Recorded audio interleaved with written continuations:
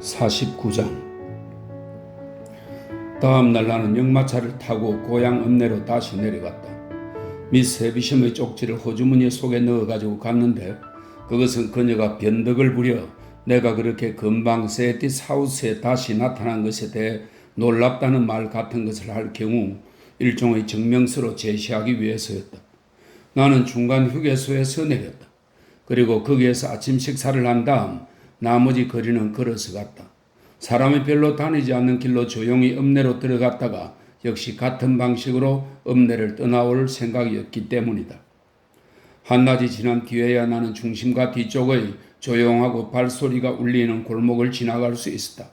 한때 늙은 수도사들의 식당과 정원이 있던 곳이었지만 이제는 그 튼튼한 담장들이 누추한 창고와 마구간 담장 역할을 겨우 하고 있을 뿐인 후미진 옛 건물들의 잔재들은 무덤 속에 잠들어 있는 늙은 수도사들만큼이나 고요하기만 했다. 사람들 눈에 띄지 않으려고 애쓰며 서둘러 계속 걸어가는 나에게 성당의 종소리는 과거 그 어느 때보다도 더 슬프고 또 더 멀게 들렸다.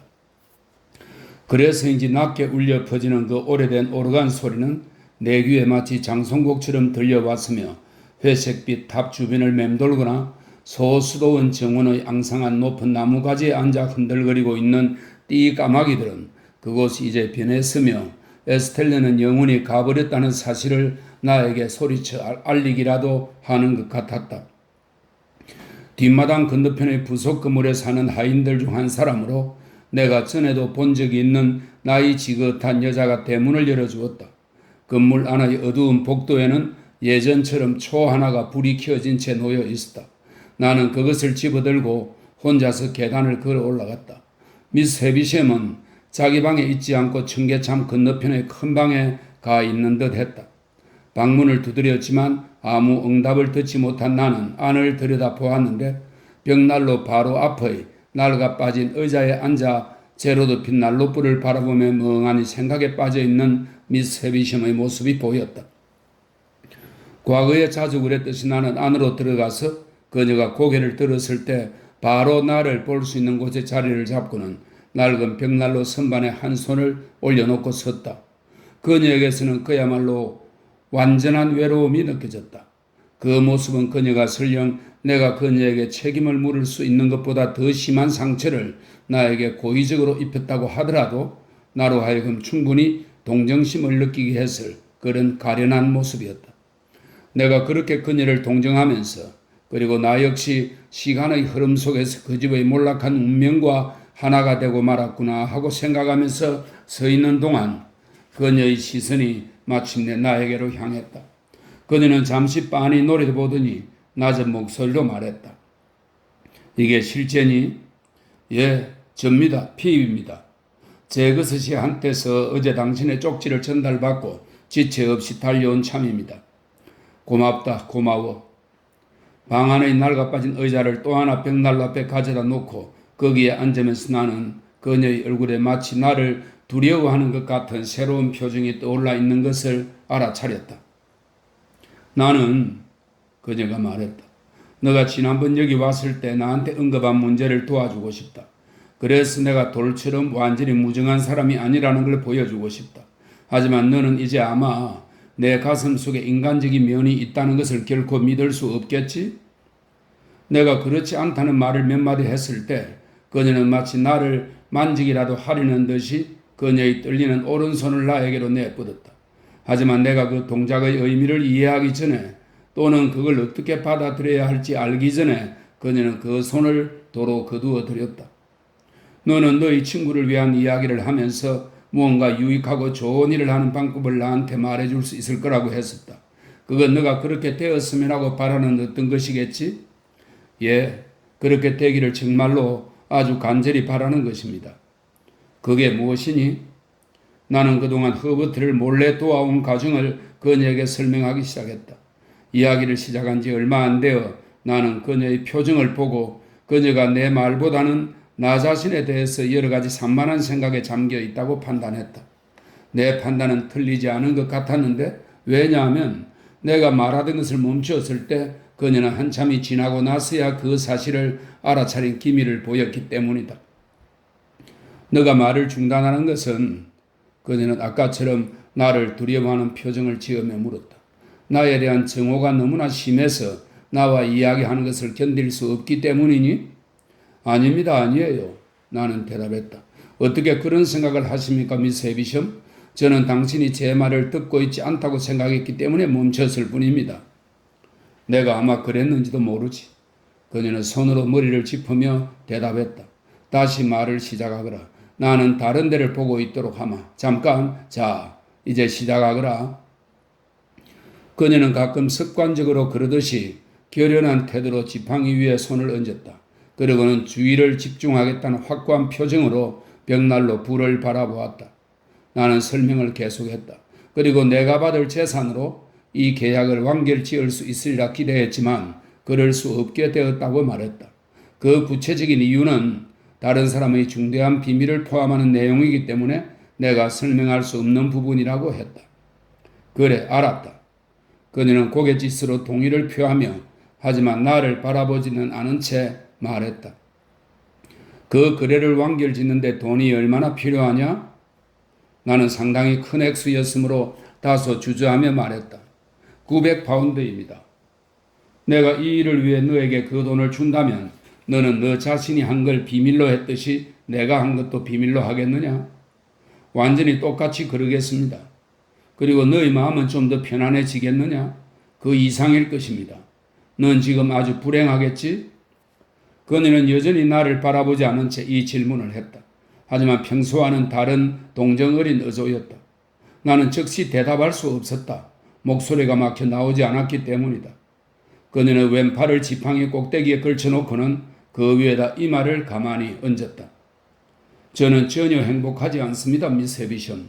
하지만 제 불행은 당신이 아는 것 이상의 다른 것들에도 그 원인이 있습니다. 그것들은 제가 언급한 그 비밀에 속한 문제들입니다. 잠시 후 그녀는 머리를 들고는 난로불을 다시 바라보았다. 너의 불행의 원인이 다른 것에도 있다고 말하다니 넌 고결한 마음을 가졌구나. 그게 사실이니? 틀림없는 사실입니다. 너희 친구를 돕는 것 말고 내가 너를 도와줄 수 있는 방도는 없니? 너희 친구를 도와줬다고 치고 너 자신을 위해서 내가 해줄 수 있는 것은 혹시 없겠니? 없습니다. 그렇게 물어봐 주셔서 감사합니다. 특히 물어보실 때의 그 의도에 매우 감사드립니다. 하지만 아무것도 없습니다.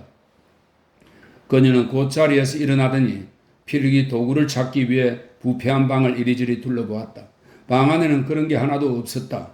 그러자 그녀는 호주머니에서 빛바랜 금 테두리가 있는 습판용 노란 상하수첩을 꺼내더니 목에 매달고 있던 빛바랜 금 뚜껑이 있는 연필로 거기에 무언가를 썼다.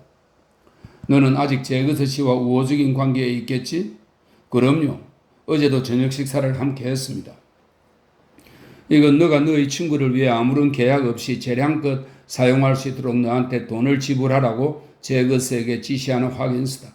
나는 돈을 여기에 두고 있지 않다. 하지만 제거스가 이 일에 대해 모르고 있기를 원한다면 내가 나중에 돈을 너에게 보내줄 수도 있다. 감사합니다, 미스 해비션. 저는 제거스 씨한테서 돈을 받는 것에 대해 조금도 이의가 없습니다. 그녀는 자기가 쓴 것을 나에게 읽어주었다. 그것은 정확하고 명료했으며 내가 그 돈을 받고 무언가 이득을 볼지 모른다는 혐의를 조금도 받지 않게 하려는 의도가 분명했다. 나는 그녀의 손에서 그 수첩을 받았다. 그녀의 손이 다시금 떨렸다. 그리고 그녀가 연필이 매달린 목걸이 줄을 벗어서 그것을 내 손에 넘겨줄 때 그 손은 더욱더 떨렸다. 이 모든 동작을 그녀는 나를 바라보지 않은 채로 했다. 내 이름이 그 수첩의 첫 장에 적혀 있다. 너가 혹시 내 이름 밑에다가 나는 그녀를 용서한다라고 쓸 수 있다면 설령 그게 내 찢긴 가슴이 흙으로 돌아간 지 아주 오랜 뒤라고 하더라도 부디 그렇게 해다오. 오, 미스 해비션, 나는 말했다. 저는 지금 당장 그렇게 할 수 있습니다. 저 역시 가슴 아픈 잘못들을 저질렀습니다. 제 인생은 분별 없고 은혜를 모르는 인생이었습니다. 당신에게 모질게 대하기에는 저는 용서와 지도가 너무나 많이 필요한 사람입니다.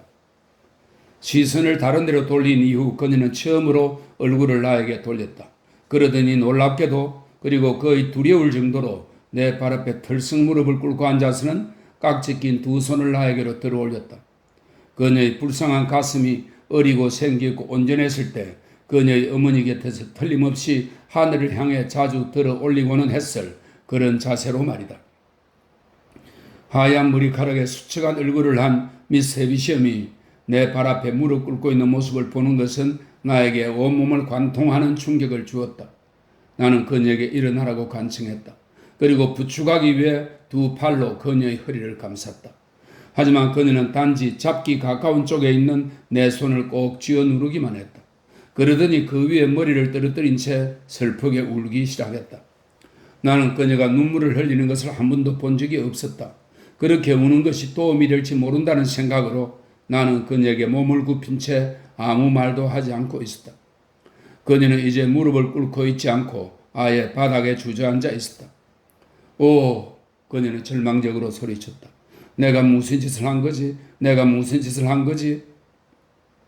미스 해비션, 저에게 상처 주기 위해 당신이 무슨 짓을 한 거냐는 말씀이라면 그건 제가 대답해 드리겠습니다.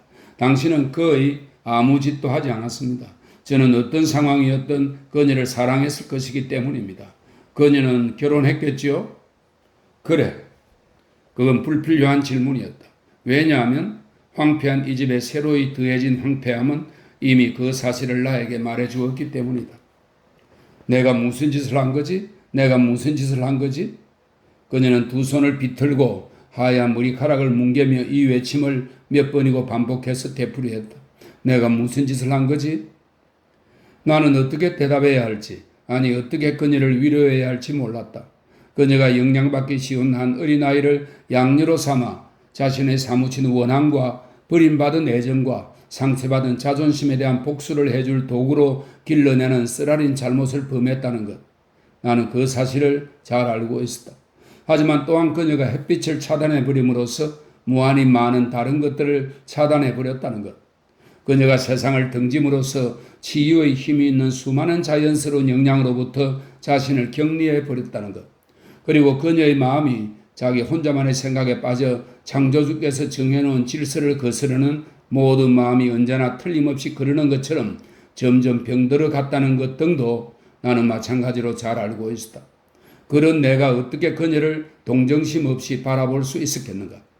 폐허 같은 그녀의 모습과 자신이 살고 있는 이 세상에서 극도의 부적격자가 되어버린 그녀의 모습, 그리고 참회의 허위의식, 양심의 가책의 허위의식, 자기 비하의 허위의식, 그 밖에 이 지상에서 저주가 되어버린 다른 기괴한 허위의식들이 그렇듯이 광적인 집착이 되어버린 슬픔의 허위의식 등이 그녀가 벌받았다는 사실을 분명히 보여주고 있는데 내가 어떻게 그럴 수 있었겠는가? 요즘 날 너가 그애한테 말할 때까지, 그리고 너한테서 예전에 나 자신이 느꼈던 고통을 보여주는 거울을 발견했을 때까지 나는 내가 무슨 짓을 했는지 알지 못했다. 아, 내가 무슨 짓을 한 거지? 내가 무슨 짓을 한 거지? 그러고는 20번이고 50번이고 자기가 무슨 짓을 한 거냐는 말을 계속해서 외쳐댔다. 미스 해비션, 그녀의 외치는 소리가 잦아들었을 즈음 나는 말했다. 저에 대한 죄책감은 당신의 머리에서 지워버려도 좋습니다. 하지만 에스텔레의 경우는 다릅니다. 만약 당신이 그녀에게서 올바른 본성의 일부를 축출함으로써 저지른 잘못 가운데 조금이라도 바로잡을 수 있다면 그렇게 하는 것이 지난 일을 100년 동안 슬퍼하는 것보다 훨씬 나을 것입니다. 그래, 나도 그걸 알고 있다. 하지만 핍, 얘야, 나에 대한 그녀의 새로운 애정에는 진지하고 여성다운 동정심이 깃들어 있었다. 얘야, 이것만은 믿어다오. 그 애가 처음 나에게 왔을 때 내 의도는 그 애를 나 자신과 같은 불행에서 구해 주려는 것이었단다. 처음에는 그런 의도밖에 없었단다. 그래요, 그래. 나는 말했다. 저도 그랬기를 바랍니다. 하지만 그 애가 자라서 아주 아름다워질 가능성을 보이자 나는 차츰 잘못 나가기 시작했고, 그리하여 칭찬과 보석들과 가르침을 통해, 그리고 내 가르침을 뒷받침하고 강조해주는 하나의 경고로서 상처 입은 나 자신의 모습을 그의 눈앞에 항상 보여줌으로써 나는 그녀의 따뜻한 마음을 조금씩 없애버리고 대신 그 자리에 얼음을 채워 놓았단다. 나중에 멍들고 찍힌다 하더라도 나는 말하지 않을 수 없었다. 그녀의 타고난 마음을 그대로 남겨두는 것이 훨씬 더 나았을 겁니다. 이 말을 듣고 미스 헤비심은 괴로운 듯이 잠시 나를 바라보았다. 그러더니 다시금 자기가 무슨 짓을 한 거냐는 말을 외쳐댔다. 너가 내 얘기를 모두 안다면, 그녀는 애원하듯 말했다. 너는 나를 조금은 동정하고 또 나를 좀 더 잘 이해할 거다. 미스 헤비션, 나는 가능한 한 세심하게 신경 쓰며 대답했다. 말씀드려도 될 줄로 믿고 말씀드리는데 저는 당신의 이야기를 알고 있습니다. 제가 처음 이 고장을 떠난 직후부터 알고 있었습니다. 이 이야기는 저에게 늘 아주 깊은 연민을 불러일으켰습니다. 저는 그것과 그것이 끼친 영향들을 잘 이해한다고 생각합니다. 미스 헤비심과 저 사이에 그동안 있었던 일을 핑계 삼아 에스텔레에 관한 질문을 하나 드리고 싶은데 그래도 괜찮을까요? 현재의 그녀가 아니라 처음 여기에 왔을 때의 그녀에 대한 질문인데 말입니다. 그녀는 낡아빠진 의자에 두 팔을 올려놓고 그 위에 머리를 괴한 채 방바닥에 그대로 앉아 있었다. 그녀는 내가 이 말을 하자 나를 빤히 쳐다보더니 말해보거라 하고 대답했다. 에스텔레의 부모는 누구인가요? 그녀는 고개를 가로저었다. 모르신다는 건가요? 그녀는 그렇다고 다시 고개를 가로저었다. 하지만 제거스 씨가 그녀를 이리로 데리고 왔든지 보냈든지 했겠지요? 데리고 왔단다. 어떤 과정으로 그렇게 되었는지 말해 주실 수 있나요? 그녀는 속삭이듯 낮은 목소리로 조심스럽게 대답했다. 내가 이 집에 틀어박혀 산 지 꽤 오래되었을 때 나는 길러주고 사랑을 베풀고 또 나 같은 운명을 당하지 않도록 구해줄 소녀를 원한다고 제거스에게 말했단다. 내가 제거스를 처음 만난 것은 이 집을 격리하기 위해 사람을 시켜 그를 불렀을 때였는데 세상을 등지기 전에 신문에서 그에 대한 이야기를 읽은 적이 있었지. 그는 나에게 그런 고아를 주변에서 한번 찾아보겠다고 말했어. 그러더니 어느 날 밤 잠들어 있는 그 애를 이리로 데리고 왔단다. 그래서 나는 그 애에게 에스텔러라는 이름을 지어주었지. 그때 그녀가 몇 살이었는지 여쭤봐도 될까요? 2~3살쯤 되었을 거다. 그 애 자신은 아무것도 모른단다. 고아가 되었다가 내 양리로 들어왔다는 사실밖에는 말이다. 제거스 씨 집의 그 여자가 에스텔러의 어머니라는 것을 너무나 강하게 확신하고 있던 나로서는 그 사실을 마음속에 확립하기 위한 증거가 아무것도 필요하지 않았다. 하지만 이제 그 누구에게든지 두 사람의 관계는 분명하고 확실할 것이라고 나는 생각했다. 미스 헤비심과의 이 만남을 더 길게 함으로써 내가 기대할 수 있는 게 뭐가 더 있겠는가? 허버트를 위한 일을 잘 해결할 수 있게 되었고 미스 헤비심이 에스텔레에 대해 알고 있는 것을 모두 들었으며 그녀의 마음을 위로해 주기 위해 내가 할 수 있는 말과 행동도 다 한 상태였다. 우리가 어떤 다른 말을 더 주고받으며 헤어졌는지 어쨌든 우리는 그렇게 헤어졌다. 내가 계단을 내려와 자연의 공기가 있는 곳으로 나왔을 때는 땅거미가 지며 어둠이 깃들고 있었다. 나는 아까 들어올 때 대문을 열어주었던 여자에게 떠나기 전에 그곳을 한 바퀴 돌아볼 생각이니 아직은 문 열어주는 수고를 할 필요가 없다고 말했다. 나는 이곳에 다시는 오지 못할 것이라는 예감이 들었고 그래서 날이 저물고 있는 이 순간이 여기를 마지막으로 보기에 적절한 때라고 느꼈던 것이다. 나는 오래전에 그 위를 걸어다닌 적이 있던 술통들을 지나 폐허가 된 정원으로 나아갔다. 마당에 무수히 널려있는 그 통들은 그 뒤로 오랜 세월 동안 비를 맞아 여기저기 썩은 것들이 많았으며 세워져 있는 것들의 경우는 그 위에 조그만 웅덩이나 늪 같은 것이 형성되어 있기도 했다. 나는 정원을 완전히 한 바퀴 돌았다. 허버트와 내가 격투를 벌였던 구석을 지났고 에스텔러와 함께 걸었던 새끼들도 지나서 돌았다. 모든 게 너무나 춥고 너무나 외롭고 너무나 황량했다. 돌아오는 길에 양조장이 있었으므로 나는 정원 쪽에서 들어가는 양조장 쪽문의 녹슨 빗장을 들어올리고 들어간 다음 양조장을 지나서 걸어갔다. 나는 반대편에 있는 문으로 막 나가려던 참이었다. 그 문은 이제 열기가 쉽지 않았는데 나무 문짝이 습기로 인해 휘고 팽창한 데다 경첩이 내려앉고 문지방은 곰팡이와 버섯 같은 것으로 뒤덮여 있었기 때문이다. 그러던 나는 무심코 고개를 돌려 뒤를 돌아다 보았다. 사소한 그 동작을 하는 순간 문득 어렸을 때의 연상이 놀라운 힘으로 되살아나면서 나는 미스 헤비시엄이 대들보에 매달려 있는 것을 보았다는 상상에 사로잡혔다.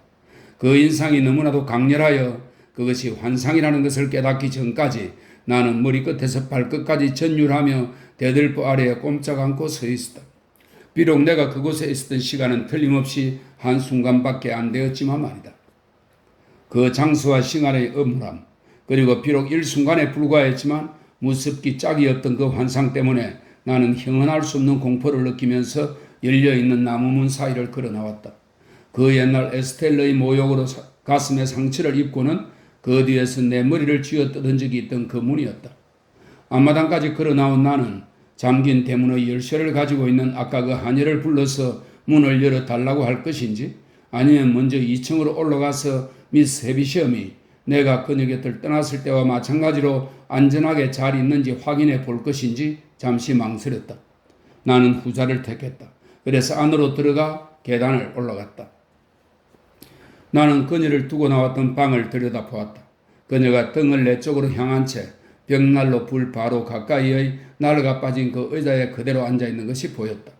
문간에서 머리를 빼고 조용히 떠나가려고 하는 순간 나는 갑자기 커다란 불길이 솟구쳐 오르는 것을 보았다.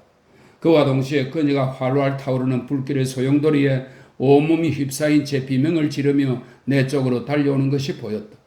불길은 그녀의 머리 위로 적어도 수십 센티미터는 높이 치솟아 올랐다. 나는 어깨 망토가 이중으로 달린 큰 외투를 입고 있었고 한쪽 팔에는 또 다른 두꺼운 상의를 걸쳐 들고 있었다.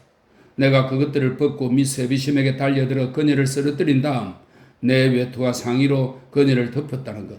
내가 동일한 목적으로 식탁의 그 커다란 식탁볼을 잡아당겼으며 그 바람에 식탁 가운데 쌓여있던 부패한 물체들과 그 속에 숨어서 살고 있던 모든 흉한 벌레들이 식탁보와 함께 끌어당겨져서 땅에 떨어졌다는 것. 우리 두 사람이 방바닥에서 서로 원수처럼 필사적으로 싸우고 있었다는 것. 그리고 내가 미스 헤비심을 꼭 덮어 감싸면 감쌀수록 그녀는 더욱더 사납게 비명을 지르며 빠져나가려고 몸부림을 쳤다는 것. 이런 모든 것들이 일어났다는 것을 나는 나중에 결과를 통해서만 알았을 뿐 그 순간의 감각이나 생각 또는 내 행위에 대한 인식을 통해서는 전혀 알지 못했다. 우리가 그 커다란 만찬용 식탁 옆바닥에 쓰러져 있다는 것과 조금 전까지만 해도 그녀의 빛바랜 신부복이었던 것이 불씨 조각들이 되어 아직 불이 붙은 채 연기 가득 찬 허공을 떠다니고 있다는 것을 알아보고 난 뒤에야 비로소 나는 다른 것들을 깨닫기 시작했던 것이다. 그런 뒤 나는 주위를 둘러보았다. 놀란 딱정벌레들과 거미들이 바닥 위를 황급히 기어서 도망가고 있는 것이 보였고 하인들이 소리 지르며 숨가쁘게 문으로 달려 들어오는 것이 보였다. 나는 아직도 마치 그녀가 도망치려는 죄수라도 되는 듯이 온 힘을 다해서 미스 헤비심을 강하게 잡아 누르고 있었다. 짐작컨대 나는 그 순간 그녀가 누구인지 그리고 왜 우리가 몸부림치며 싸웠는지 알지 못했으며 또 그녀가 화염에 휩싸였고 이제 그 화염이 다 꺼졌다는 사실도 인식하지 못했다. 불에 타버린 그녀의 옷조각들이 마침내 불씨가 다 꺼진 채 시꺼먼 소나기처럼 우리 주변에 떨어져 내리는 것을 볼 때까지는 말이다. 그녀는 의식을 잃은 상태였다. 나는 다른 사람이 그녀를 움직이는 건 물론이고 건드리는 것조차 두려웠다. 의사를 부르러 사람이 보내졌고 나는 의사가 올 때까지 그녀를 그대로 붙들고 있었다. 마치 내가 그녀를 놓으면 불이 다시 살아나서 그녀를 태워버릴 거라는 터무니없는 상상이라도 사로잡힌 것처럼 말이다. 외과 의사가 도와줄 다른 사람과 함께 와서 그녀를 살피기 시작했을 때 나는 자리에서 일어났는데 내 양손이 화상을 입은 것을 보고는 크게 놀랐다. 왜냐하면 나는 그것을 감각으로 전혀 알아차리지 못하고 있었기 때문이다. 의사가 살펴본 결과 그녀가 심각한 화상을 입기는 했지만 화상 자체는 절망적인 것과는 거리가 멀다는 진단이 내려졌다. 위험은 주로 신경에 가해진 충격에 있다고 했다. 의사의 지시에 따라 하인들은 그녀의 침대를 그 방으로 옮겨와 그 커다란 만찬용 식탁 위에 올려놓았다. 우연히도 식탁은 그녀의 상처를 치료하고 싸매기에 아주 적당한 자리에 있었다.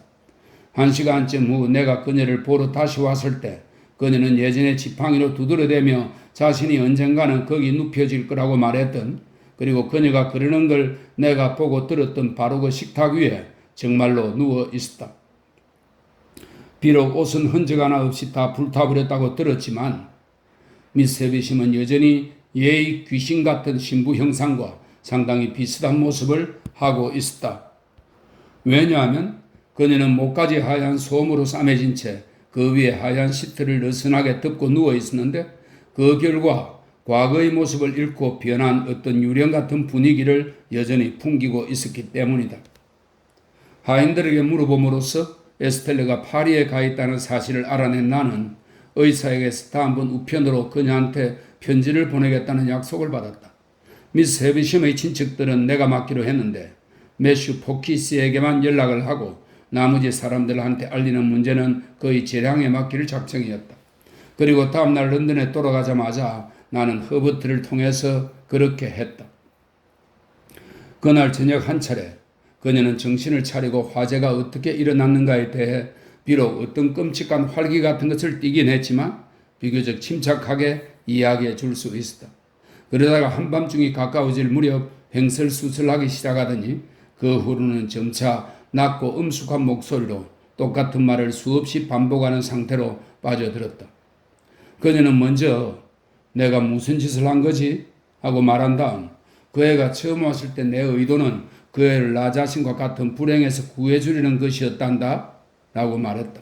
그런 다음 연필을 집어들고 내 이름 밑에다가 나는 그녀를 용서한다 라고 써다오 라고 말했다.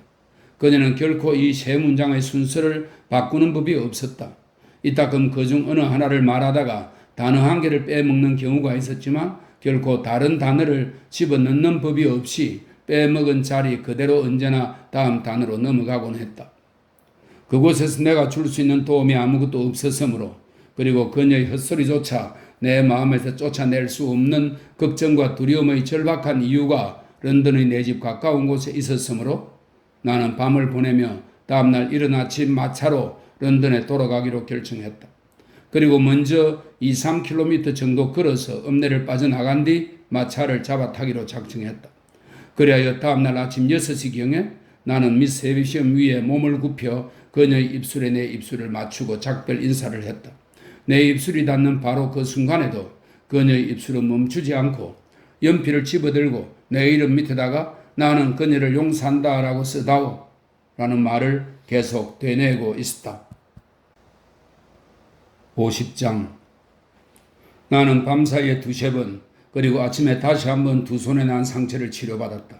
내 왼팔은 팔꿈치는 데까지 심한 화상을 입었고 조금 덜하긴 하지만 그 위로 어깨까지도 역시 상당한 화상을 입었다. 상처는 몹시 고통스러웠다. 하지만 화염이 그 방향으로 타고 올라왔으므로 나는 더 심하지 않은 것을 오히려 감사하게 생각했다. 오른팔은 화상이 그렇게 심하지 않아 손가락 정도는 움직일 수 있었다. 물론 그 팔도 붕대를 감았다. 왼손과 왼팔보다는 훨씬 덜 불편했다. 왼팔을 멜빵으로 붙들으면 나는 외투를 망토처럼 어깨에 느슨하게 걸친 채 목 부분만 고정시켜서 입어야 했다. 머리카락도 불에 탔지만 머리나 얼굴 자체는 화상을 입지 않았다. 허버트는 해머 스미스에 가서 그의 아버지를 만나 미스 헤비섬 소식을 전한 다음 우리의 숙소로 돌아와서는 남은 하루를 다 바쳐 나를 간호해 주었다. 그는 더할 나위 없이 친절하게 나를 돌봐주었다. 그는 일정한 시간마다 상처의 붕대를 푼 다음 준비해 놓은 냉각 액체에 붕대를 담갔다가 다시 내 팔에 감아주었는데 인내심 많고 다정다감한 그의 태도에 나는 깊은 고마움을 느꼈다. 소파에 가만히 누워있는 처음 얼마 동안 나는 이글거리는 불길과 맹렬한 화염소리 그리고 지독한 타는 냄새 등에 대한 기억으로 고통스러웠다. 그 기억은 떨쳐버리기가 불가능할 정도였다. 나는 잠시 졸음에 떨어졌다가도 미스 헤비심의 비명소리와 머리 위로 불길이 높이 치솟은 채 나를 향해 달려오는 그녀에 대한 환상 때문에 퍼뜩 깨어나곤 했다. 이런 정신적인 고통은 내가 겪고 있는 육체적 고통보다도 훨씬 더 견디기 힘들었다. 허버트는 이것을 알아차리고는 내 주의가 다른 것에 쏠리도록 최대한 애를 썼다. 우리 둘 다 보트에 대해 이야기하지 않았다. 하지만 둘 다 그 생각을 하고 있었다. 그 점은 우리가 그 문제에 대한 언급을 피한다는 사실, 그리고 내가 손을 사용할 만큼 회복하는 것을 몇 주일이 아닌 몇 시간의 문제로 만들어야 한다고 말로 표현하지 않고도 서로 합의하고 있다는 사실을 통해 분명하게 드러났다. 물론 내가 허버트를 만났을 때 처음 한 질문은 강 아래쪽 일이 모두 다 무사한가 하는 것이었다. 허버트가 그야말로 자신있고 쾌활하게 긍정의 대답을 했으므로 나는 그 문제를 다시 언급하지 않았다. 하지만 날이 저물기 시작했을 때 바깥 빛보다는 벽난로 불빛의 도움을 더 받아가며 내 붕대를 감아주던 허버트가 자발적으로 그 이야기를 다시 꺼냈다. 어제 저녁에 난 꼬박 2시간 동안이나 프로비스와 함께 앉아 있었단다. 핸델. 클레르는 어떻게 하고? 귀여운 내 사랑 클레르, 허버트는 말했다. 그녀는 왕 남폭불통시의 시종을 드느라고 저녁 내내 오르락내리락 해야 했어. 그는 그녀가 시야에서 벗어나는 즉시 방바닥을 무한정 찍어대곤 했거든. 하지만 그는 아무래도 오래 버틸 수 없을 것 같아. 럼주와 후추 그런 걸 계속 먹어댄 탓에 그의 찍어대기가 틀림없이 곧 끝나고 말 거라는 생각이 들어. 그럼 너와 클레르는 결혼하게 되겠구나, 허버트. 그러지 않고 어떻게 내가 사랑하는 나의 클레르를 돌봐줄 수 있겠니? 팔을 펴서 소파의 등받이 위에 좀 올려놓아 보렴, 친구야. 그럼 내가 여기 앉아서 붕대를 언제 떨어졌는지 모르게 아주 조금씩 벗겨낼 테니까 말이야. 내가 프로비스 이야기를 하던 중이었지. 그가 나아지고 있는 걸 너도 아니 했는데 지난번 그를 만났을 때 그가 부드러워진 것처럼 보인다고 나도 말했지. 그래 맞아. 그는 정말로 부드러워졌어. 그는 어젯밤 말을 아주 많이 했는데 나한테 자신의 지난 인생에 대해 좀 더 이야기해 주었단다. 지난번에 그가 자신을 굉장히 힘들게 했던 어떤 여자에 대해 말하다가 중단했던 거 기억나니? 아, 내가 아프게 했니? 내가 움찔하며 놀랐던 것이다. 하지만 그건 그가 상처를 건드려서가 아니라 그의 말 때문에 놀라 움찔한 것이었다. 잊어버리고 있었어, 허버트. 하지만 너가 말하니까 이제 생각이 나는구나. 그래. 그는 어젯밤 자기 인생의 그 부분을 이야기해 주었어. 어둡고 험한 내용이었지. 어때? 들어볼래? 아니면 지금은 좀 힘드니 나중으로 미룰까? 지금 당장 말해줘. 한마디도 빠짐없이 말이야. 허버트는 몸을 구부려서 나를 좀 더 가까이 살펴보았는데 마치 내 대답이 그가 이해할 수 있는 것 이상으로 몹시 조급하고 간절하다고 여기는 듯한 태도였다. 머리에 열은 없지? 그는 내 머리를 만져보며 말했다. 전혀. 나는 말했다. 내 다정한 허버트, 프로비스가 한 이야기를 어서 말해줘. 내가 듣기에 허버트는 말했다. 자, 붕대가 아주 훌륭하게 벗겨졌구나. 이제 차가운 붕대를 붙인다. 처음엔 좀 오싹한 느낌을 줄 거야. 그렇지? 내 불쌍한 친구야. 하지만 금세 편안하게 느껴질 거야. 내가 듣기에 그 여자는 젊은 여자였는데 질투가 심하고 복수심이 강한 여자였나 봐. 특히 복수심이 극에 달할 만큼 강한 여자였나 봐, 핸델. 어느 정도였는데? 살인을 할 정도였대. 붕대가 예민한 그 부위에 너무 차갑게 닿는가 보구나? 아니야, 전혀 그런 느낌 없어. 그 여자가 어떻게 살인을 했대? 그리고 누구를 살인했대? 아니 그 여자의 행위가 그렇게 꼭 끔찍한 명칭으로 불릴 만한 것은 아니었을지도 몰라. 허버트는 말했다. 하지만 그런 죄로 재판을 받았대. 그리고 제거스 씨가 그 여자의 변호를 맡았는데 그 변호에 대한 자자한 소문을 통해 프로비스는 제거스 씨의 이름을 처음 알게 되었대. 살인의 희생자는 또 다른 여자로 힘이 더 센 사람이었는데 격렬하게 다툰 흔적이 있었고 장소는 헛간이었대. 누가 싸움을 걸었고 또 싸움이 얼마나 정당했는지 아니면 부당했는지 등은 확실치 않을 수 있겠지만 싸움이 어떻게 끝났는지에 대해서는 의심의 여지가 없는 게 분명해. 왜냐하면 희생자가 목 졸려 죽은 채로 발견되었기 때문이지. 그 여자는 유죄 판결을 받았대? 아니, 무죄로 석방되었대. 불쌍한 나의 핸델, 내가 널 아프게 했구나. 아니야, 더 이상 부드러울 수 없을 정도야. 허버트 그랬어? 그러고는 어떻게 되었다니? 석방된 그 젊은 여자와 프로비스 사이엔 어린애가 하나 있었대. 그리고 프로비스는 이 아이를 굉장히 예뻐했대. 내가 이야기한 대로 그녀의 질투의 대상이 목 졸려듣던 바로 그날 저녁에 이 젊은 여자는 프로비스 앞에 잠깐 나타나서는 그 아이를 죽여버리겠다고. 그래서 그가 그 아이를 다시는 결코 보지 못하게 할 거라고 맹세했대. 그리고 그 여자는 사라졌대. 자, 너 심하게 아픈 팔은 멜빵에 다시금 편안하게 잡아 매졌구나. 이제 오른손만 남았는데 그건 훨씬 쉬운 일이지. 나는 밝은 빛보다는 지금 이런 빛 속에서 더 잘할 수 있어.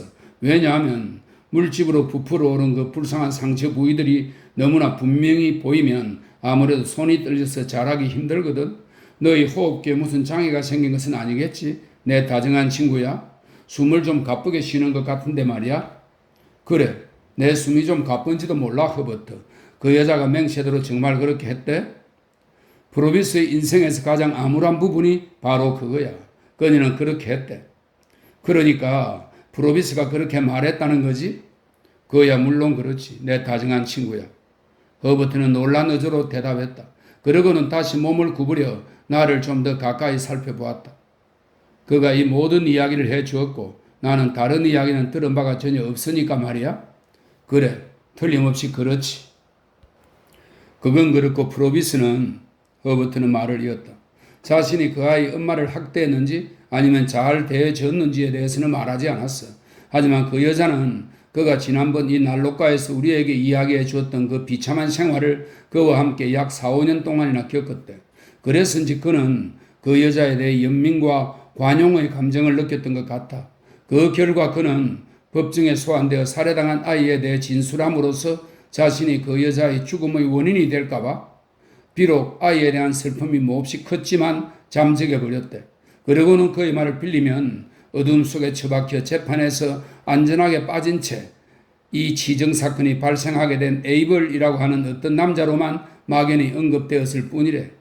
그 여자는 무죄로 석방된 후 사라져 버렸는데 그리하여 그는 아이와 아이 엄마 둘 다 잃어버리고 말았다는 거야. 한 가지 물어보고 싶은, 잠깐 내 다정한 친구야. 이제 거의 다 끝났어.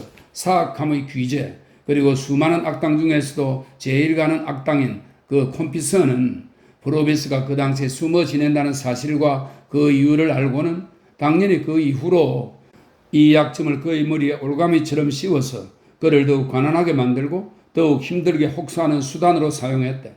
어젯밤에 분명하게 알 수 있었는데 그자에 대한 프로비스의 원한이 사무치도록 가시 돋치게 된 것은 바로 이 때문이었어.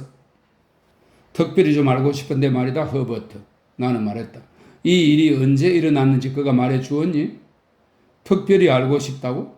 그렇다면 가만. 그것에 대해 그가 뭐라고 말했는지 기억을 되살려 볼게. 그의 표현은 이거였어. 대략 20년 전쯤이었고 콤피슨과 어울려 일하기 시작한 그의 직후였는데 라고 말이야. 너가 그 작은 교회 묘지에서 그를 만났을 때 몇 살이었지? 아마 7살쯤 되었을 거야. 그래. 그럼 그 3, 4년 전쯤에 일어난 일이었다고 말했어. 너가 그때 그토록 비통하게 잃어버린 살았으면 너 나이 또래가 되었을 그의 딸을 마음속에 떠오르게 했다면서 말이야. 허버트, 나는 잠시 침묵하고 난 뒤에 조급한 태도로 말했다. 창문으로 들어오는 빛과 벽난로 불빛 둘 중에 어느 것으로 내 얼굴을 더 잘 바라볼 수 있니? 난로 불빛으로 더 잘 볼 수 있어. 허버트는 다시금 나를 가까이 굽어보며 말했다. 그럼 내 얼굴을 잘 들여다봐.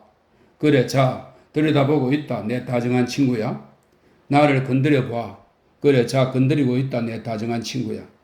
내가 고열로 들떠 있거나 아니면 어젯밤 일로 머리가 좀 이상해졌다는 생각은 안 들지? 그래, 내 다정한 친구야. 허버트는 나를 잠시 살펴본 뒤에 말했다. 너는 좀 흥분한 상태긴 하지만 완전히 제정신이야. 그래, 나도 내가 완전히 제정신이라는 걸 잘 알고 있어. 그렇다면 말이다, 우리가 강 아래쪽에 숨겨놓고 있는 그 사람은 바로 에스텔러의 아버지란다.